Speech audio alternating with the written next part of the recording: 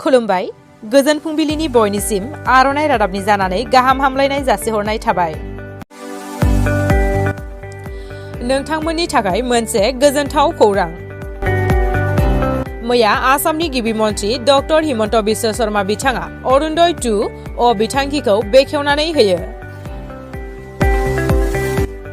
आसाम नाङैनो गोरिब नखरफोरखौ नोजोर होनानै आसामनि गिबि मन्त्रि हिमन्त बिश्व शर्मा बिथाङा गोदान दिल्लीयाव अरुणोदय 2 बिथांखिखौ बेखेवनानै होयो। बे अरुणोदय 2 बिथांखिखौ आसामनि गासै 10.5 लाख गोरिब थाखोनि आइजोफोरा मोननो हागोन।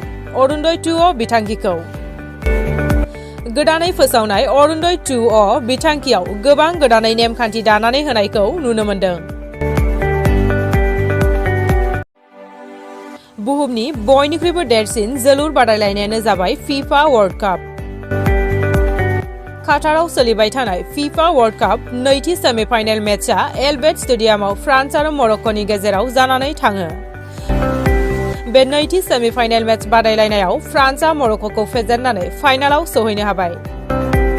दायो जोबथा बादायलायनाया फैगौ 18 दिसेम्बर 2022 रबिबार सानखालि मोनाबिलिनि 8:30 रिंगायाव आर्जेन्टिना आरो फ्रान्सनि गेजेराव काटारनि लुसियेल स्टेडियामाव जागोन।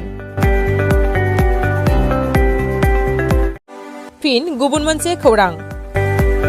Assam higher secondary education council एसेकआ ओइचएस जोबथा आनजादखौ फैगौ 2023 मायथाइनि फेब्रुवारि दाननि 20 खालारनिफ्राय मार्च दाननि 20 खालारसिम जागोन होननानै फोसावनानै होबाय आसाम हायार सेकेन्डारि एडुकेशन काउन्सिलआ। गुबुन मोनसे खौरां। असमनि गामुसाखौ जिअ'टेग रेजिस्ट्रेशन खालामबाय भारत सरकारा। थिग बेबादिनो बर'नि आर'नाइखौबो थाबैनो जिअ'टेग रेजिस्ट्रेशन खालामनायनि लामायाव लागासिनो दं होननानै फोरमायदों केबिनेट मन्त्रि इउजि ब्रह्मआ। आसामनि थाखाय दिनै जोबोद गोजोनथाव बाथ्रा जे माखासे बोसोर सिगांनिफ्राय असमिया गामसा बेनि जिआइ टेगिंनि थाखाय एप्लाइ खालामनाय जादोंमोन, नाथाय बहुत बोसोर थांनाय उनावहायबो बेखौ मोननाय जायाखैमोन रिकगनिसनखौ। दा रेजिस्ट्रार अफ जिअग्राफिकेल इन्डिकेसन होननाय मोनसे डिपार्टमेन्ट थायो, संस्था थायो चेन्नाइआव बिनि हेडक्वार्टार भारत सरकारनि सिङावनो। बिथांमोननि बिथिंनिफ्राय नै दाखालिनि 13 थारिख डिसेम्बर खालि मोनसे लेटार फैदों जे असमिया गामसाखौ जिआइ टेगिं होनाय जासिगोन, जिआइ रेजिस्ट्रेशन। बेनि मिनिङा जाबाय मा, बेखौ अरिजिन बिनि आइडेन्टिटिया आसामानो जाबाय, दस्रायाव जानो हाया। जुदिও बेखौ बहाबा प्रडाक्सन खालामोबाबो रावबो क्लेम खालामनो हानाय नङा जे बियो जोंनि होननानै। क्लेम खालामनायनि अधिकारा आसाम आरो असमिया मानसिफोरनि आखायाव फैबाय।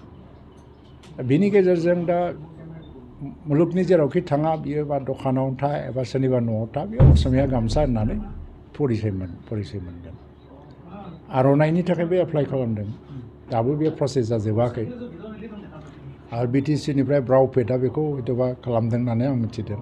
आरो जोंनि हेन्डलुम टेक्सटाइल डिपार्टमेन्टनिफ्रायबो बेखौ मोनहोनांगौनि थाखाय प्रसेसफोरखौ जोंबो नाजाबाय थादों, बबे लेभेलाव जों हेल्प खालामनांगौ।